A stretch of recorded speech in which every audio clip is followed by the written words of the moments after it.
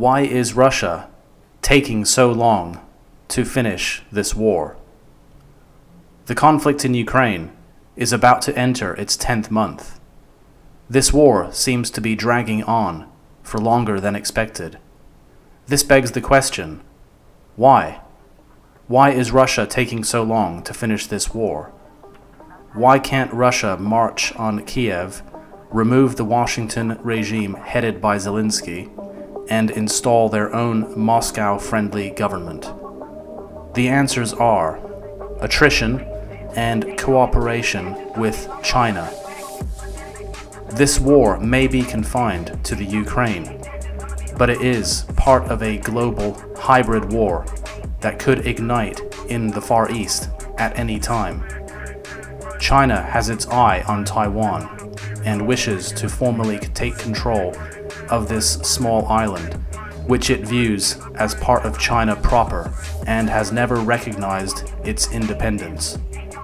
The West, and to be more precise, the USA, wants to prevent this and contain China, which Washington sees as a rival that cannot be allowed to challenge its position as global hegemon. Taking on China in an all-out war would be suicidal.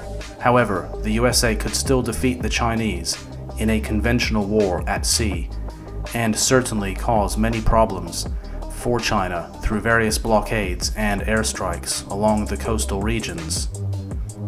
An invasion is out of the question and simply not possible given the size of the Chinese army and the distance from the American mainland.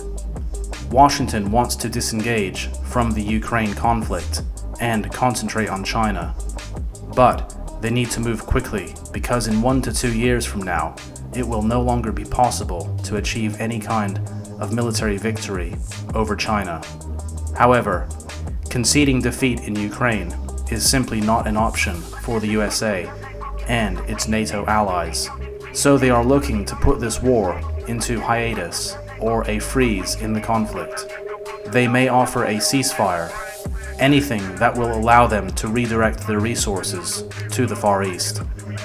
Beijing is perfectly aware that a direct conflict with Washington could end very badly, and they certainly do not want to be the first to fire shots in anger, as this would play right into Washington's plans and give them the pretext for going to war, as they've always done throughout history.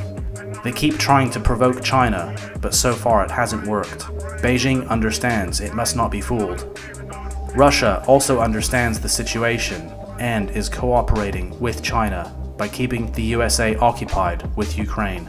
Moscow is in no hurry and has plenty of time, a luxury that Washington does not have. The Russians could sweep across Ukraine in a matter of weeks if they were to launch a full-scale attack, but strategically, it is more advantageous to let their enemy advance on their positions and get destroyed in the process. The Russian military has nearly unlimited territory and resources, so tactical retreats are very useful in this war of attrition, which is completely unsustainable for the armed forces of Ukraine, which is losing around 10,000 men every month. Not to mention all the tanks, other vehicles, and their electrical grid. In a war of attrition, given enough time, the side with the most men and guns wins the fight. In this case, it's Russia, which is preserving its forces by not launching suicidal attacks and retreating when necessary to avoid encirclement. So, this can be compared with a boxing match. The Ukraine is in the blue corner, expending all its energy by throwing non-stop punches, swinging massive haymakers as it pushes forward, only for the Russian side, in the red corner, to parry, weave, and backstep, hardly taking any hits as Ukraine starts to tire and eventually has nothing left. Then, all of a sudden, Russia unleashes a flurry of punches, all connecting, resulting in a quick knockout, and Ukraine hitting the canvas. So in conclusion, Russia is pinning down US efforts in Ukraine, allowing China more time to build up its military to a point where it can confront US forces and win if forced into a conflict.